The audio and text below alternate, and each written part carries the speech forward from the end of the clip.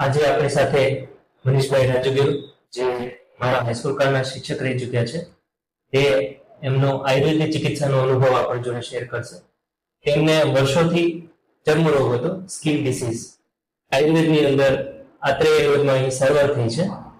તો મનીષભાઈ, તમારો આયુર્વેદ ચિકિત્સાનો કેવો અનુભવ રહ્યો એ જરા જણાવશો.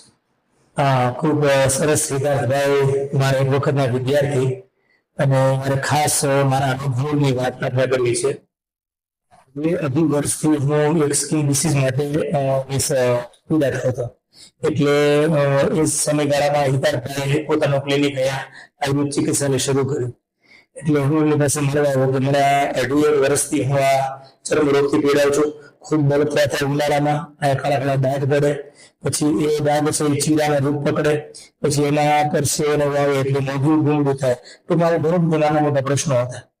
એટલે હિતાર્થભાઈ મને તરત જ મારી ટ્રીટમેન્ટ હાથમાં લીધી અને મને કશી જ દવા આપ્યા વગર એમને આયુર્વેદનું જે સૌથી વિશ્વાસપાત્ર એવું પંચકર્મમાં પણ ખાસ કરીને રક્ત મોક્ષણ જે દવા આપ્યા વગર મને રક્ત મોક્ષણની પ્રક્રિયા કરી.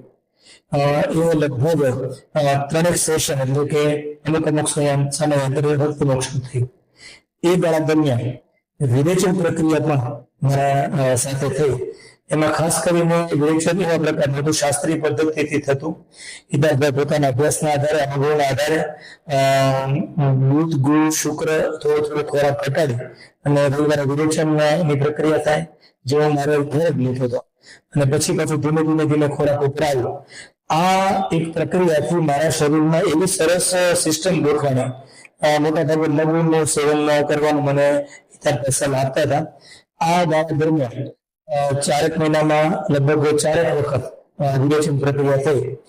તો એ 4 મહિના દરમિયાન ધીમે ધીમે જુદી જુદી આયુર્વેદની સારવારો, ખૂબ કોઈ મોટી દવા કે એવું કશું નહીં, પરંતુ રક્તમોક્ષણ અને વિરેચનની પ્રક્રિયાઓ થઈ.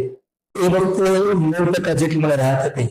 પછી 2 મહિનાથી તો મેં કોઈ દવા લીધી નથી, ખાસ એવી કોઈ પરેજી બહુ રહી નથી.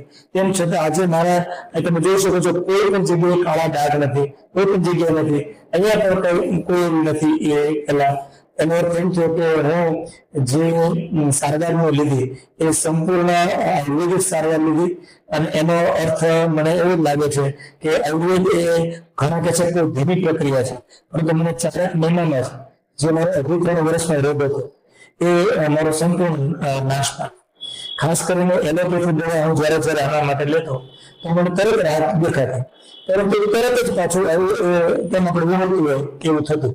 એટલે મારી દૃષ્ટિએ આયુર્વેદ છે એ ચોક્કસ પ્રકારના રસ્તા પર ચાલતી અને ખૂબ જ ઝડપથી મટાડતી પ્રક્રિયા છે.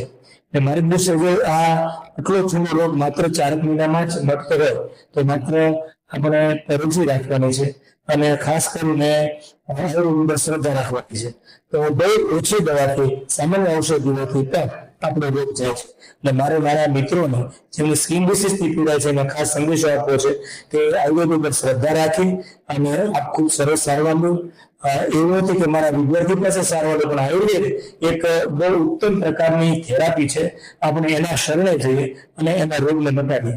હું મારા વિદ્યાર્થી તરીકે એમનો આભાર પણ માનીશ કે મને સાચા રસ્તેથી મને આ રોગ મટાડ્યો છે. અને અંતિમ વાત છોડું કે મને વારંવાર માથા દુખવાનો એક સાયકલ જેવો થઈ જાય અને ડોક્ટરે માઇગ્રેન કહેતા.